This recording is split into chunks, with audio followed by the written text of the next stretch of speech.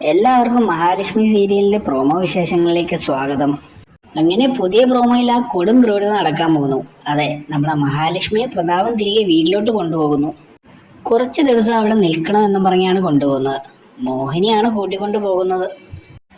അപ്പൊ നമ്മുടെ കണ്ണൻ പറയുന്നുണ്ട്, കുറച്ച് ദിവസങ്ങളൊന്നുമില്ല, 2 ദിവസം, ഇന്നും നാളെ അവിടെ നിന്നു എന്ന് പറയുന്നുണ്ട്.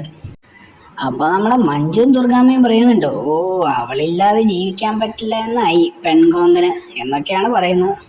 അങ്ങനെ നമ്മുടെ കരുണയും മഹാലക്ഷ്മിയും പ്രതാപനും മോഹിനിയും നമ്മുടെ മുത്തശ്ശിയും ഒക്കെ കൂടെ ചേർന്ന് വീട്ടിലേക്ക് തിരികെ കൊണ്ടുപോവാണ്. അവിടെ എത്തിയപ്പോഴാണെങ്കിലും നമ്മുടെ മുത്തശ്ശിയുടെ ഓസ്കാർ ലെവൽ ആക്ടിങ് തുടങ്ങി.